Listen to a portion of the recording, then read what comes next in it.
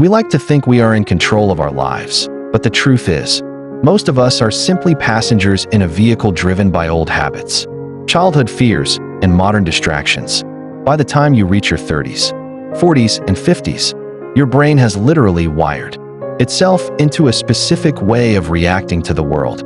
If you've spent years overthinking, people-pleasing, or living in a state of constant doing, those neural pathways are now deep trenches. This is why motivation never lasts. Motivation is a coat of paint. Habit is the foundation. The ancient Stoics didn't have brain scans, but they understood neuroplasticity better than most modern scientists. They knew that the mind is a muscle that can be reshaped, but only through the discipline of assent. In 2026, where the world is designed to fragment your attention and keep you in a state of high cortisol anxiety, rewiring your brain isn't just a self-improvement goal, it is an act of survival. Today, at Kindle Rise Motivation, we are going to stop trying to feel better and start building a better mind. I'm going to share 7 Stoic habits that will literally rewire how you process stress, how you view your time, and how you perceive your own power. If you're ready to dismantle the old architecture and build an inner citadel, let's begin. Habit 1. The morning guard, the pre-digital buffer. In 2026, the most dangerous thing you can do for your mental health is check your phone within the first 30 minutes of waking up. When you do this, you are letting the world's noise dictate the electrical frequency of your brain for the rest of the day. You are training your brain to be reactive rather than sovereign. Marcus Aurelius began his day with an internal dialogue, not an external one. He prepared his mind before he met the world. Implement the 30-minute no-input rule. For the first half hour of your day, your brain is in a highly suggestible state. Use this time for premeditatio, malarum, anticipating challenges, and setting your intention. Sit in silence. Ask yourself, what is the one virtue I will embody today? Patience, courage, focus. By doing this, you are wiring your brain to look for opportunities to practice that virtue, rather than looking for things to be stressed about. Habit 2. The dichotomy audit, filtering reality. Most of your mental noise comes from your brain trying to solve problems it cannot touch. You are literally burning glucose and emotional energy on things like the weather, the economy, or your neighbor's opinion.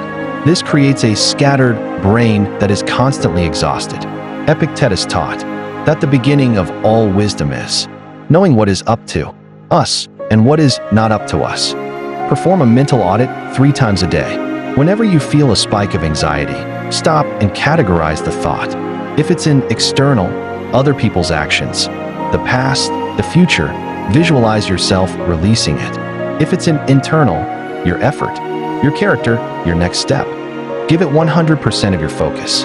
Over time, this wires your brain to automatically filter out 90% of modern stress before it even enters your conscious mind. Habit 3. Voluntary discomfort, the resilience circuit. We are living in an era of hyper-comfort. Everything is temperature-controlled, instant, and frictionless. But a comfortable life creates a fragile mind. If you are never challenged, your resilience circuitry atrophies. This is why small inconveniences feel like catastrophes in midlife. Seneca used to spend several days a month living on the cheapest food and wearing the coarsest clothes to prove to himself that he didn't need wealth to be happy. Seek out micro-stressors. Take a 30-second cold shower. Fast for 4 extra hours. Walk outside without a jacket for 2 minutes. Do the task you've been dreading first. When you intentionally choose discomfort, you are wiring your brain to stop fearing it. Worse, you are proving to your nervous system that you are the master of your body, not the other way around. Habit 4. Selective indifference, the power of no opinion. In 2026, social media and the outrage cycle want you to have an opinion on everything.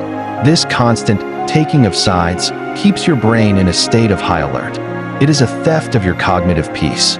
Marcus Aurelius reminded himself, you always have the option of having no opinion. Events are not asking to be judged by you. Practice cognitive silence. When you see a trending drama or a toxic comment, consciously decide, I have no opinion on this. Don't like, don't share, don't even rebut it in your head. By refusing to engage, you are wiring your brain to value depth over dopamine. You are training yourself to be an observer of life rather than a victim of its noise. Habit 5. The view from above, scale over stress. When we are in our 30s, 40s, and 50s, we tend to make our problems existential. A mistake at work or a disagreement with a partner feels like the end of the world. This tunnel vision is a hallmark of a stressed out brain. The Stoics used a mental exercise to zoom out and see the earth as a tiny speck in the cosmos. Practice daily perspective shifts. Twice a day, at noon and at night, mentally zoom out. See your house, then your city, then the planet. Realize that people have been navigating these same struggles for 10,000 years. When you scale your problems, you silence your panic. You are wiring your brain for context, which is the ultimate cure for overthinking. Habit 6. A more fatty, the loving acceptance of the obstacle. The old brain hates obstacles.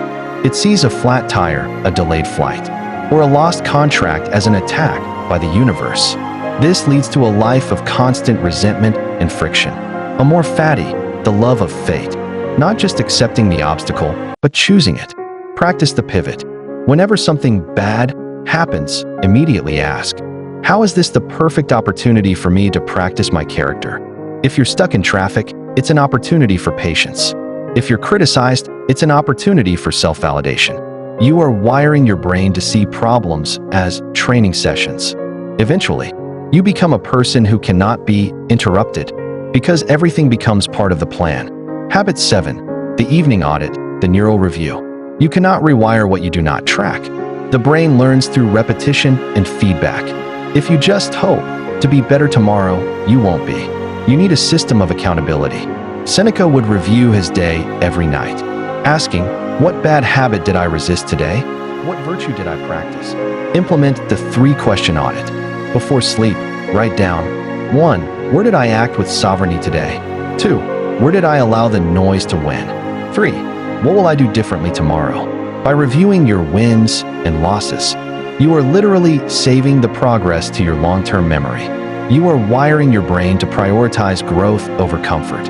In conclusion, rewiring your brain isn't about being perfect. It's about being intentional.